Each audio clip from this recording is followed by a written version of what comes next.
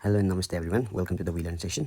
आजको सेसनमा हामी ग्रेड 11 को केमिस्ट्री भन्ने सब्जेक्टको एटोमिक स्ट्रक्चर भन्ने च्याप्टरलाई चाहिँ अब 11 को बोर्ड एक्जामको धेरै कलेजेसहरूमा भइरहेको छ। यसको इम्पोर्टेन्ट टपिक र यसमा कसरी क्वेसनहरू सोधिन्छ र त्यसको डिस्कसन हामी गर्नेछौँ है त।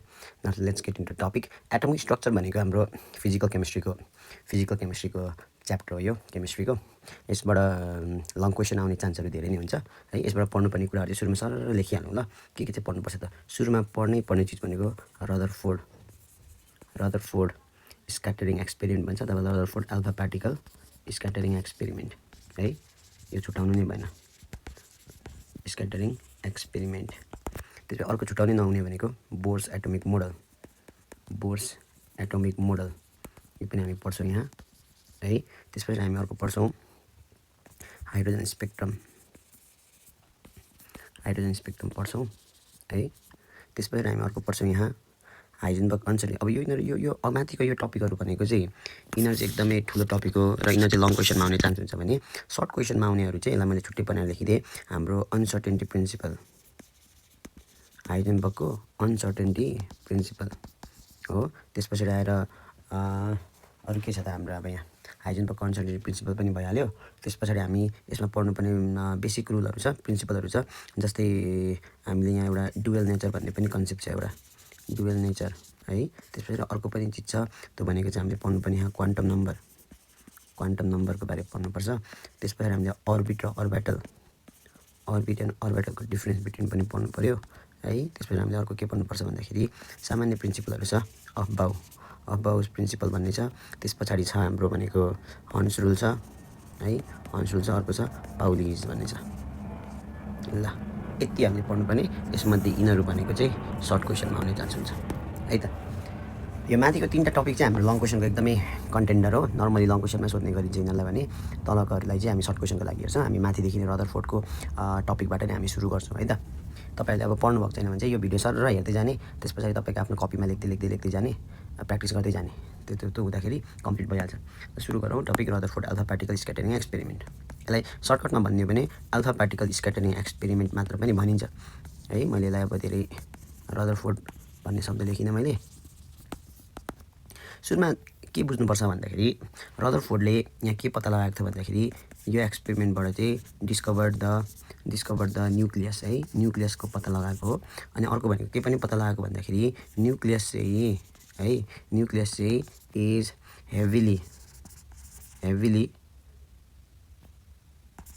हेभिली पोजिटिभली चार्ज भनेर पनि पत्ता लगाएको।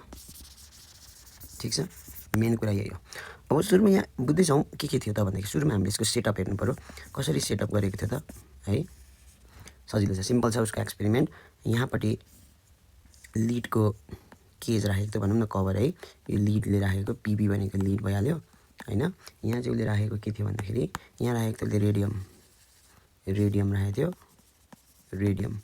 रेडियम चाहिँ को हो त भन्दाखेरि यसलाई यतापट्टि चाहिँ लेख्नुपर्छ होला, यसो गरौँ ल, यसलाई यतापट्टि चाहिँ लेखौँ न। यो रेडियम हो। यो रेडियम भनेको चाहिँ इट इज द अल्फा पार्टिकलको सोर्स हो यो। त्यस पछाडि अब यो त रेडियमले त रेडिएसन हान्छ, अल्फा पार्टिकल हान्दै गर्दाखेरि अब अल्फा पार्टिकललाई चाहिँ एउटै डाइरेक्सनमा मुभ गराउनको लागि चाहिँ यहाँ चाहिँ लिडको बेरियर राखेको हुन्छ होइन। यो पनि लिड नै भइहाल्यो, यो पनि लिड नै हो ल, यो पनि लिड नै राखेको छ है। त्यस पछाडि न्यारो पार्ट बनाएपछि उसको स्याम्पल मटेरियल चाहिँ उसले यहाँपट्टि थिन गोल्ड फोइल, एकदमै पातलो। अब यसलाई मैले यो सेपमा बनाएँ ल, गोल्ड हो यो, थिन गोल्ड फोइल हो यो, थिन गोल्ड फोइल यहाँ दिएको छ। ठिक छ। त्यस पछाडि यहाँको अल्फा पार्टिकललाई डिटेक्ट गर्नको लागि मुभेबल स्क्रिन भइहाल्यो है। यो चाहिँ यहाँको स्क्रिन भयो त ल, सिम्पल छ कुरा। अब यहाँ के हुन्छ भन्दाखेरि अब यहाँ भनेको यहाँबाट अल्फा पार्टिकल जाने भयो होइन। अब अल्फा पार्टिकललाई निलोले गरौँ है। अल्फा पार्टिकल अब यहाँदेखि जाँदैछ है, अल्फा पार्टिकलले हान्यो, सिधा जाँदैछ यहाँ ठोक्यो अब है। हाम्रो गोल्डमा ठोक्यो, गोल्ड चाहिँ स्याम्पल हो। गोल्डलाई एकदमै पातलो काटिएको छ, काटिएको छ। पातलो काट्नुको कारण चाहिँ के हो त भन्दाखेरि मानौँ यो गोल्ड हो भने है, गोल्डमा त्यहाँभित्र एटम नै एटम छ। यसलाई सकेसम्म पातलो काट्ने, पातलो न पातलो काट्यो भने हामीले यति पातलो काट्ने कि यति पातलो काट्ने कि यहाँभित्र चाहिँ एउटै मात्र एटम होस् क्या होइन, एउटै मात्र एटम होस्, त्यो लेभलमा पुऱ्याउनु पर्यो। त्यति सानो त काट्ने होइन, तर मानौँ यहाँ एटमहरू चाहिँ सकेसम्म पातलो काट्ने। अब यहाँ हुन्छ के भन्दाखेरि, अब यहाँ के हुन्छ त भन्दाखेरि चाहिँ, अब यहाँ के हुन्छ भन्दाखेरि जब अल्फा पार्टिकल आउँछ यसरी, अल्फा पार्टिकल आउँदै गर्दाखेरि यहाँ ठोकिन्छ। अब यो एटमसँग राम्रोसँग इन्टरेक्सन गर्ने भयो क्या है। यसको अर्थ चाहिँ गोल्डको यो फोइल चाहिँ जति पातलो हुन्छ त्यति राम्रोसँग इन्टरेक्सन देखिने भयो। यदि यो गोल्डको फोइल एकदमै बाक्लो भएको भए त ठिक हुन्थ्यो, ठिक भएको भए त यहीँ एटम छ त यसको इन्टरेक्सन त इम्प्रपर हुने भयो नि त, अर्थात् राम्रोसँग हुने भएन। त्यही कारणले गर्दाखेरि चाहिँ के राखिन्छ भन्दाखेरि थिन गोल्ड एकदम पातलो बनाइन्छ। सिम्पल छ लजिक। अब यहाँ के हुन्छ त भन्दाखेरि हामीले थाहा छ, हामीले पढिराखेकै कुरा हो, एटमको हामीले स्ट्रक्चरै बनायौँ भने पनि हामीलाई थाहा भइहाल्छ। मैले बनाएँ है त, एटमको स्ट्रक्चर सुरुमा बुझौँ, त्यस पछाडि हामीलाई थाहा भइहाल्छ यो भनेको हाम्रो एटम हो है। एटम छ यहाँ सेन्टरमा छ, यहाँ न्युक्लियस छ यहाँ हो, यता बाहिरतिर इलेक्ट्रोनहरू छ है। अब मैले त्यतातिर ध्यान दिइनँ, अब सिम्पल लजिकमा हेरिहालौँ न त है। यहाँ भनेको यहाँ बाहिरतिर हाम्रो अर्बिटतिर इलेक्ट्रोन यसरी डुलिरहेछ, सेन्टरमा यहाँ न्युक्लियस छ। अब के हुन्छ भन्दाखेरि अल्फा पार्टिकल यताबाट आउँछ होइन, अल्फा पार्टिकल यहाँबाट आउँदैछ है, अल्फा पार्टिकल आउँदैछ। अब अल्फा पार्टिकल आउँदै गर्दाखेरि कता गयो, अल्फा पार्टिकल आउँदै गर्दाखेरि ल अल्फा पार्टिकल आउँदैछ। अब अल्फा पार्टिकल आयो, अल्फा पार्टिकल आउँदैछ है, अल्फा पार्टिकल आउँदैछ। ल अल्फा पार्टिकल आउँदै गर्दा आयो, अल्फा पार्टिकल आउँदैछ, अल्फा पार्टिकल आयो, अल्फा पार्टिकल आउँदैछ है। अब एटमसँग इन्टरेक्ट गर्दैछ भन्दाखेरि यहाँ के हुन्छ भन्दाखेरि अल्फा पार्टिकलको नेचर पनि पोजिटिभली चार्ज हुन्छ है, पोजिटिभली चार्ज हुन्छ होइन। अल्फा पार्टिकलको नेचर पोजिटिभली चार्ज हुन्छ भनेपछि पोजिटिभली चार्ज हुन्छ यो। त्यसमा यहाँ के भयो त भन्दाखेरि धेरैवटा अल्फा पार्टिकल चाहिँ जसरी आएको थियो त्यसरी नै गयो क्या, किनकि एटममा त भित्रपट्टि त स्पेस नै स्पेस रहेछ भनेर हामीलाई थाहा भयो एउटा कुरा। धेरै जस्तो अल्फा पार्टिकल चाहिँ अनडेभिएटेड भएर गयो, ठिक छ, नो डेभिएसन, डेभिएसन भनेको बङ्गिनु, धेरै जस्तो अल्फा पार्टिकल नबङ्गिकन गयो, ठिक छ। यसले के पुष्टि गर्छ भन्दाखेरि चाहिँ एटमको चाहिँ के रहेछ त भन्दाखेरि एटम चाहिँ सबैतिर बराबर तरिकाले यसको डिस्ट्रिब्युसन भएको छैन भनेर प्रुभ गर्छ यसले। किन भन्दाखेरि यो अल्फा पार्टिकल एक्सपेरिमेन्टले के देखायो भन्दाखेरि एटमको त सेन्टरमा चाहिँ अर्कै चिज रहेछ, बाहिरतिर अरू नै रहेछ, अथवा बिचमा मानौँ यहाँ खाली ठाउँ, यो सबै खाली ठाउँ रहेछ भनेर यहाँबाट पत्ता लाग्यो क्या है। नत्र त एटम कस्तो हुन्छ भन्ने हामीलाई थाहा थिएन। तिमीलाई याद छ भने प्लम पुडिङ मोडल है, रदरफोर्डको मोडल आउनुभन्दा अगाडि प्लम पुडिङ मोडल थियो। प्लम पुडिङ मोडलले चाहिँ के भन्छ भन्दाखेरि एटम चाहिँ चार्ज पार्टिकलले बनेको हुन्छ, चार्ज पार्टिकल चाहिँ ऱ्यान्डमली डिस्ट्रिब्युट भएको हुन्छ भनेर गफ गर्थ्यो। यो गर्ने कुरा चाहिँ हो, यसलाई भन्छ plum pudding model, plum pudding model है। पुडिङ भनेको खिर भइहाल्यो, यो खिरमा यो माथिपट्टि प्लमहरू भनेको त्यो नरिवल काजु किसमिसहरू यसरी ऱ्यान्डमली छरिएको जसरी एटम बसेको हुन्छ भन्नेले कुरा गर्छ। यसलाई अर्को पनि नाम चाहिँ यसको वाटरमेलन मोडल पनि भन्छ। वाटरमेलन मोडल चाहिँ किन भनेको भन्दाखेरि वाटरमेलनलाई हामीले टक्क काटेर हेऱ्यौँ भने यो रातो भागमा दानाहरू यसरी छरिएको हुन्छ नि त ऱ्यान्डमली, त्यही कारणले वाटरमेलन जस्तै देखि बसेको हुन्छ है, एटम भन्ने कन्सेप्ट थियो क्या। तर यो प्लम पुडिङ मोडलमा के चाहिँ देखिन्छ त अथवा के चाहिँ बुझ्न सकिन्छ त भन्दाखेरि यहाँको यो चार्ज पार्टिकलहरू चाहिँ सबैतिर ऱ्यान्डमली डिस्ट्रिब्युट भएर बसेको छ है भन्ने कुरा गर्छ। कसले भन्दाखेरि हाम्रो प्लम पुडिङ मोडलले। ओहो यो त स्केच गर्दा त ल ठिकै छ, बुझिहाल्यो होइन त। तर रदरफोर्डको अब्जर्भेसनले के भन्यो भन्दाखेरि धेरै जस्तो पार्टिकलहरू त अनडेभिएटेड भएर गयो। अनडेभिएटेड भएर जानुको अर्थ यहाँ के बुझिन्छ भन्दाखेरि एटममा पार्टिकल्सहरू युनिफर्मली डिस्ट्रिब्युट भएको छैन रहेछ भनेर प्रुभ भयो। यसको अर्थ यसको पहिलो अब्जर्भेसनले नै प्लम पुडिङ मोडललाई डिस्कार्ड गरिदियो क्या, प्लम पुडिङ मोडल चाहिँ गलत रहेछ है भन्ने कन्सेप्ट नै हरायो, ठिक छ। त्यसो भए हेर्नु न त अब यहाँ के हुने रहेछ, ठिक छ यहाँसम्म। ल त्यसो भए यसको अब्जर्भेसनमा एउटा देखेको कुरा यही नै हो। यसको अब्जर्भेसनमा के देखेको रहेछ त भन्दाखेरि 1 नम्बरमा लेखिदिएँ मैले, most of the alpha particles remain undeviated, deviated भनेको बङ्गिनु, फ्रम देयर पाथ, उसको बाटोबाट धेरै जस्तो अल्फा पार्टिकल चाहिँ नबङ्गिकन गयो अरे क्या है। त्यसो भयो भने अर्को अब्जर्भेसनले चाहिँ के देखायो भन्दाखेरि कतिपय अल्फा पार्टिकलहरू चाहिँ हेरौँ ल, कतिपय अल्फा पार्टिकलहरू चाहिँ यहाँ के भयो भन्दाखेरि जस्तै यो अल्फा पार्टिकल चाहिँ गएर अनडिभिडेड भएर गयो, यो पनि अनडिभिडेड भएर गयो जस्ता कस्तै गयो।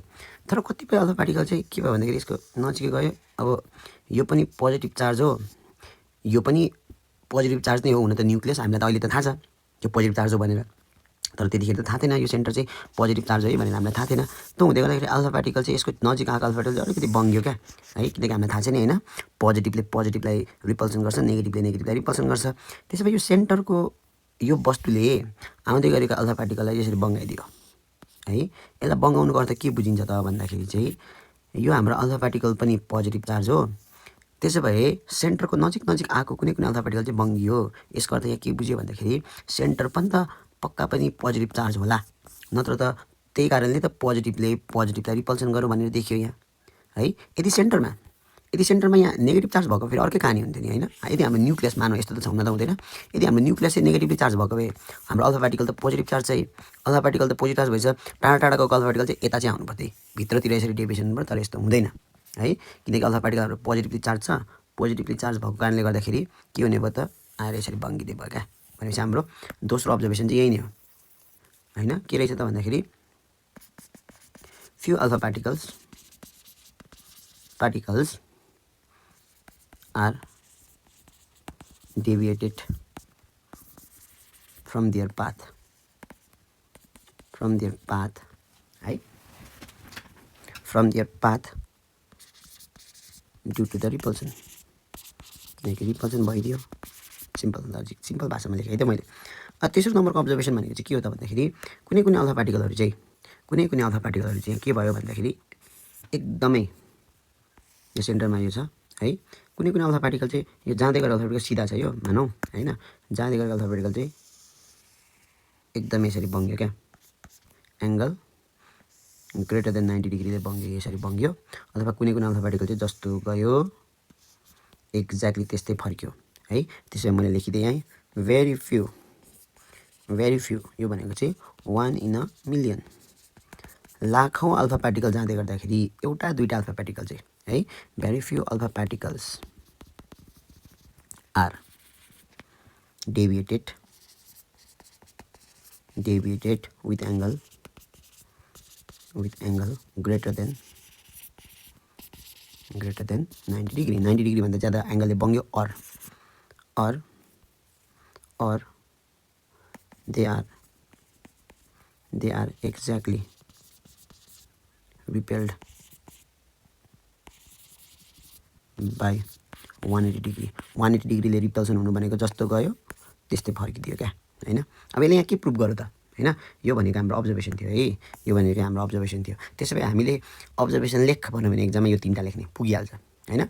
सेटअपको बारे लेख भन्यो भने यो गरिदिने। अब यहाँ पनि देखाइदिउँ, सेटअप हाम्रो कम्प्लिट भएको छैन, एक्जाममा सेटअपको बारेमा लेख्न त भन्नु भने यसरी गरिदिने। यहाँ के भयो भन्दाखेरि कुनै कुनै अल्फा पार्टिकल चाहिँ यसरी गएको, कुनै कुनै अल्फा पार्टिकल जस्तो छ त्यस्तै गएको, के हो भनेको अनडेभिएटेड। कुनै कुनै अल्फा पार्टिकल चाहिँ यसरी बाङ्गेको पनि छ है, सेकेन्ड कन्डिसन। यो भनेको फर्स्ट कन्डिसन भयो, यसलाई अर्को कलर दिन्छु नि त म है। यो भनेको सेकेन्ड। कुनै कुनै अल्फा पार्टिकल चाहिँ डेभिएट भयो, कुनै कुनै अल्फा पार्टिकल चाहिँ एकदमै ग्रेटर एङ्गलमा पनि डेभिएट भयो, जस्तो यहाँ देखाइदिएँ। कुनै कुनै अल्फा पार्टिकल एकदमै डेभिएसन भयो ग्रेटर एङ्गलमा। पहेँलो कलर अलिक देखिएन, कुन कलर दिउँ त यसलाई, ग्रिन कलर दिउँ न त।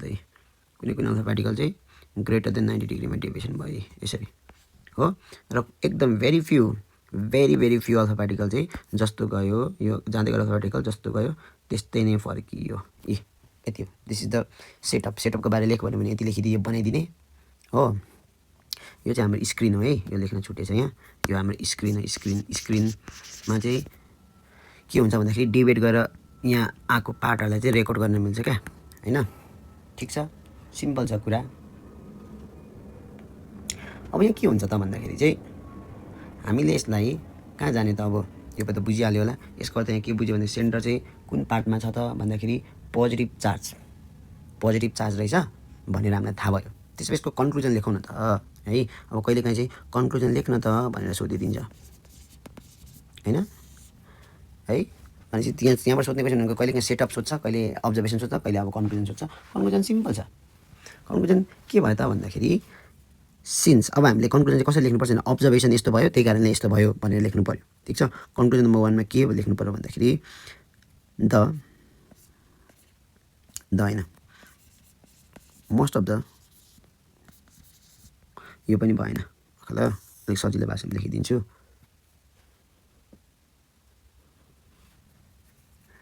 के भयो भन्दाखेरि an atom consists of plenty of vacant spaces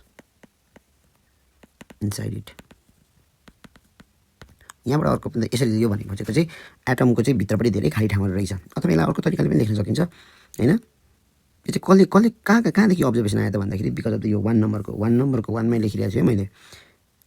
because most of the alpha particle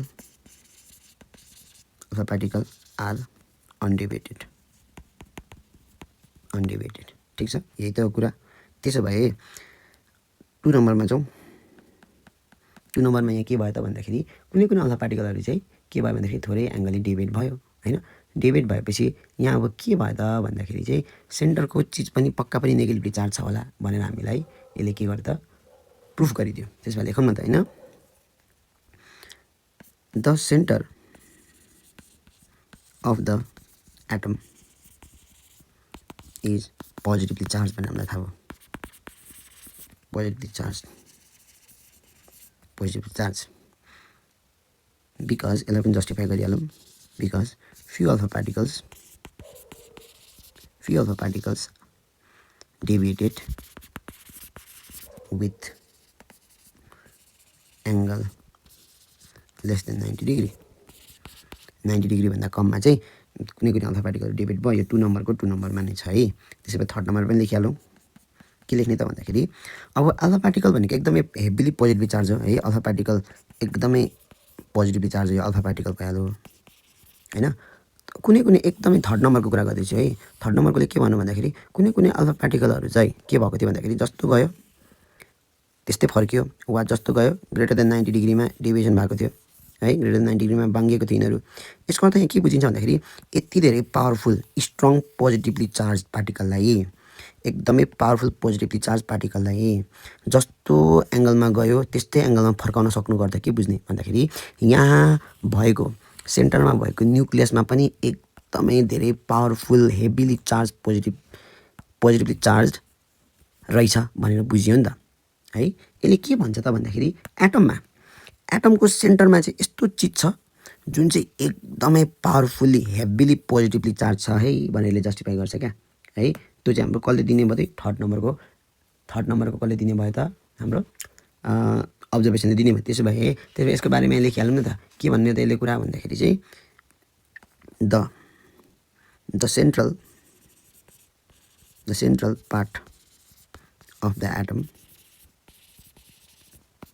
is very heavily positively charged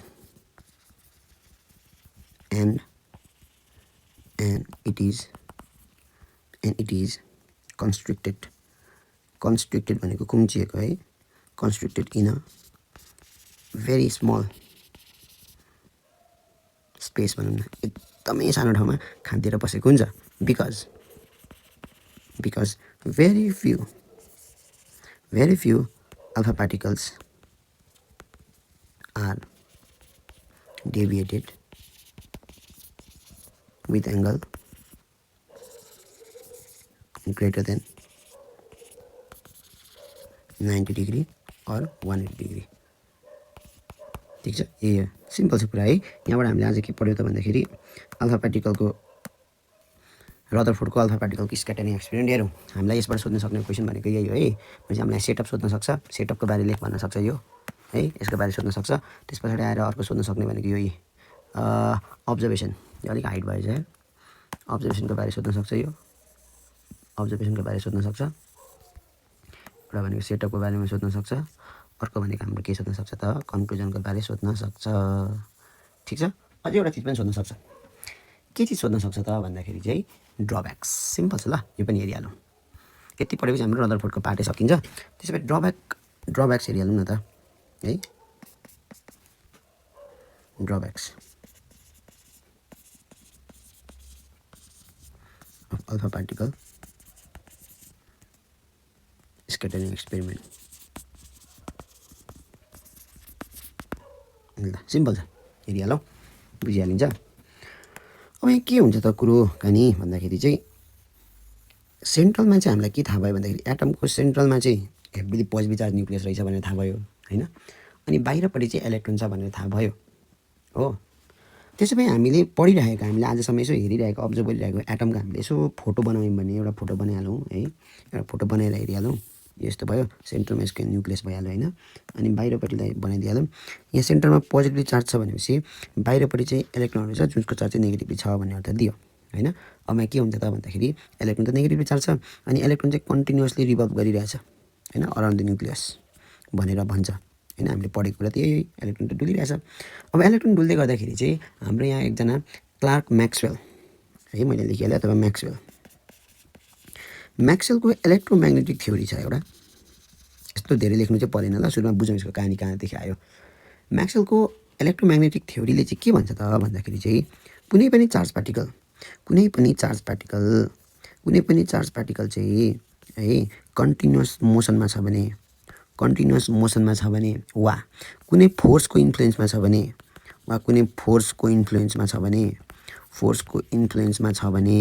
त्यसले के गर्छ त भन्दाखेरि त्यसले चाहिँ आफ्नो एनर्जी चाहिँ के गरिरहेको हुन्छ त भन्दाखेरि चाहिँ कन्टिन्युअसली लुज गरिरहेको हुनुपर्छ भन्ने कन्सेप्ट छ। कन्टिन्युअसली लुज गर्छ है एनर्जी भन्ने कन्सेप्ट छ क्या। सिम्पल छ लजिक हेर्नु ल। मानौ मसँग एउटा यहाँ चार्ज पार्टिकल छ अरे क्या, इलेक्ट्रोन हैन, यो इलेक्ट्रोन यहाँ छ अरे चार्ज पार्टिकल, योसँग त एनर्जी छ, योसँग सर्टेन अमाउन्ट अफ एनर्जी छ है। यो इलेक्ट्रोन जाँदैछ डुल्दैछ भनौँ न, मोसनमा छ भने यो मोसनमा जाँदै गर्दाखेरि यसले आफ्नो एनर्जी युज गरिरहेछ भनेपछि जति मोसनमा डुलिरहेको हुन्छ मोसनमा डुल्दै गर्दाखेरि यसले आफ्नो यहाँबाट के रिलिज गरिरहेछ भन्दैौ न, यसले त यहाँबाट आफ्नो एनर्जी त फ्याँकेछ नि, एनर्जी रिलिज गरिरहेछ नि, एनर्जी फ्याँकिरहेछ, एनर्जी फ्याँक्दै जान्छ र अन्तिममा गएर त इलेक्ट्रोनको त एनर्जी नै सकिनुपर्ने भन्ने कन्सेप्ट आयो नि त यहाँ हैन। इलेक्ट्रोम्याग्नेटिक थ्योरीले यो इलेक्ट्रोनको त अन्तिममा आएर एनर्जी त के भइदिनु पर्ने, लेस एनर्जी हुँदै लास्टमा गएर के हुनु पर्यो, जेरो एनर्जीमा पुग्नु पर्ने नि त भन्ने कन्सेप्ट आइदियो क्या। त्यसमा यही थ्योरी यसको ड्रब्याकमा अप्लाई गर्यो भने के हुने भयो हेरौँ है त। यहाँ हामीलाई त थाहा छ, हामीलाई के थाहा छ त भन्दाखेरि हेरौँ ल के थाहा छ भन्दा सेन्ट्रलमा न्युक्लियस छ, हाम्रो यहाँ सेन्ट्रलमा एकदमै पावरफुल्ली पोजिटिभ चार्ज छ।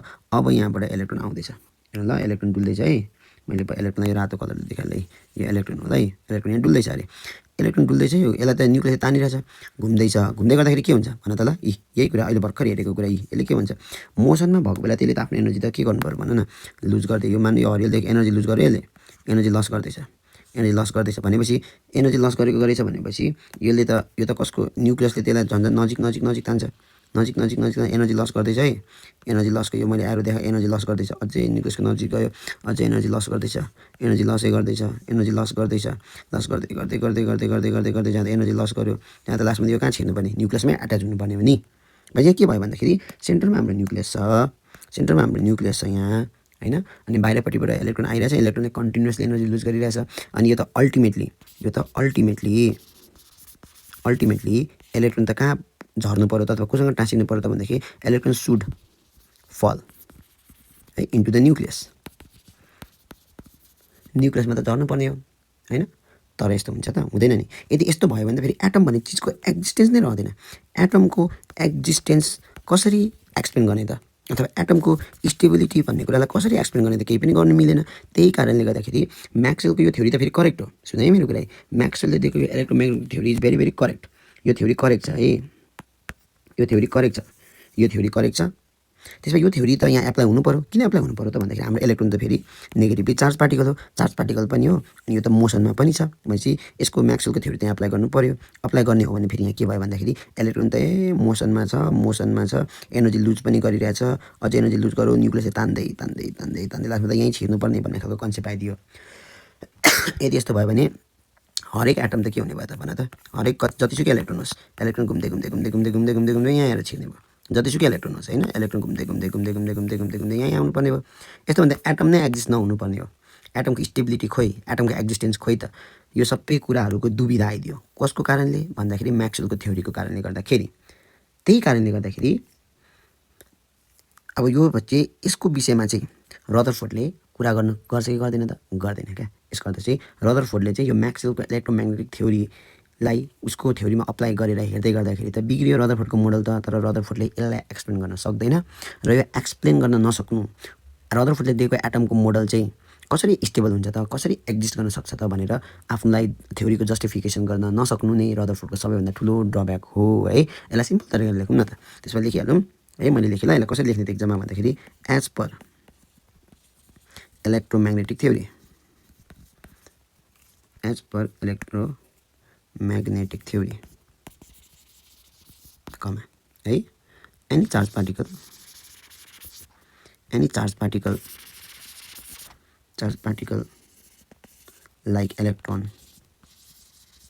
like electron in a continuous motion should lose its energy which ल ठिक छ which should lose its energy हैन अब यसले के गर्छ त भन्दाखेरि this loss of energy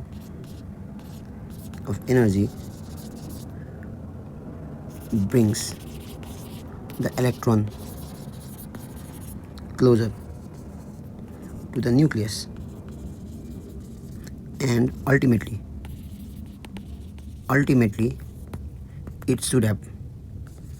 it should fall into the nucleus. ठीक छ but this phenomena does not apply in the atom. This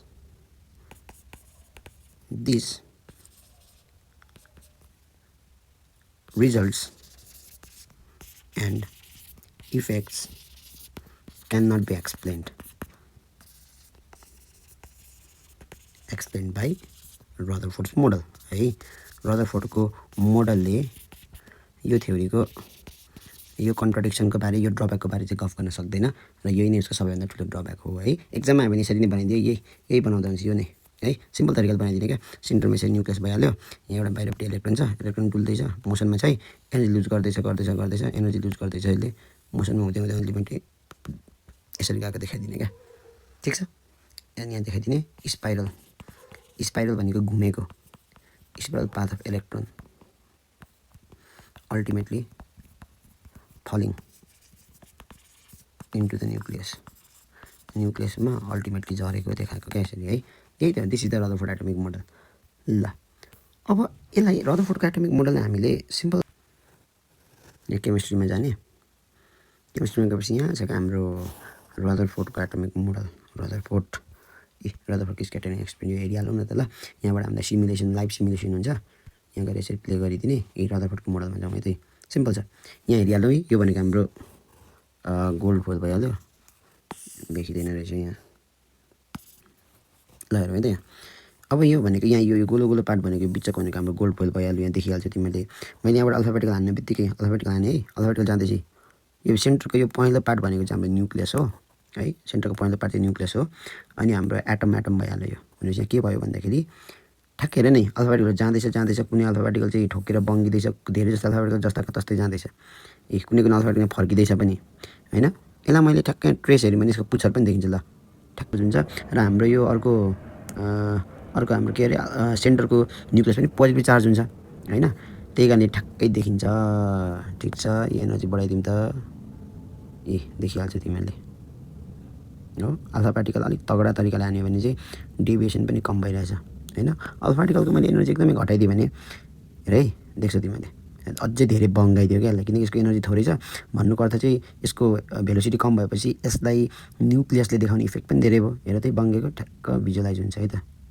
ठिक छ यसलाई यो मोडलमा पनि हेर्न सकिन्छ है आउँदैछ अल्फाबेटिकली यहाँ आउँदै गरेको अल्फाबेटिकल बङ्गिँदैछ सेन्ट्रलमा न्युक्लियस छ यहाँ सेन्ट्रलको न्युक्लियस हो यो देखाएको यी बङ्गिँदैछ ठिक छ यसको बिचको पार्टबाट आएको चाहिँ हेर त्यही जस्तो गयो त्यस्तै फर्किँदैछ अथवा एङ्गल ग्रेटर देन 90 डिग्रीमा जाँदैछ ल दिस इज इट यी प्लम पुडिङ मोडलमा जाउँ न त this is the plum pudding model अथवा वाटरमेलन मोडलमा यहाँ केही पनि भएन there is no any deviation किन डेभिएसन यहाँ भएन अल्फाबेटिकल हान्दाखेरि भन्दाखेरि किनकि यो मोडलको कन्सेप्टले के भन्छ भन्दा इलेक्ट्रोन र प्रोटोन चाहिँ ऱ्यान्डमली सबैतिर डिस्ट्रिब्युट भएको छ सबैतिर डिस्ट्रिब्युट भइसकेपछि यो अल्फा पार्टिकल चाहिँ पोजिटिभली चार्ज हो अब यसको पोजिटिभ चार्जलाई कतैपट्टि इलेक्ट्रोन छ कतै प्रोटोन होला न्युट्रोन होला अथवा पोजिटिभ नेगेटिभ चार्ज ऱ्यान्डमली छरिएपछि अल्फा पार्टिकललाई एउटाले रिपल्सन गर्ला फेरि अर्कोले एट्र्याक्सन गर्छ रिपल्सन एट्र्याक्सन हुँदा हुँदै यसको सबै फेनोमेनालाई नै क्यान्सल आउट गरिदिन्छ क्या त्यही कारण प्लम पुडिङ मोडलकै आधारमा यदि हामीले एटम यदि हुन्थ्यो भने है एटम साँच्चीकै नै यसरी एक्जिस्ट गर्थ्यो भने चाहिँ अल्फा पार्टिकल चाहिँ यसरी अनडेभिएटेड भएर जानुपर्ने हो तर अल्फा पार्टिकल त अनडेभिएटेड भएर जाँदैन अल्फा पार्टिकल त यहाँहरू चाहिँ यसरी बङ्गेर जान्छ होइन यसरी बङ्गेर जान्छ त्यसले पनि के प्रुभ गर्छ त भने प्लम पुडिङ मोडल चाहिँ गलत हो र हाम्रो रदरफोर्डको एटोमिक मोडल चाहिँ सही हो भनेर प्रुभ गर्छ। ठिक छ ल, थ्याङ्क यू फर वाचिङ। हामी नेक्स्ट सेसनमा विल बी स्टार्टिङ। आज हामीले यो पार्ट पढ्यौँ है, हामी नेक्स्ट पार्टमा बोर्स एटोमिक मोडल पढ्छौँ। Thank you.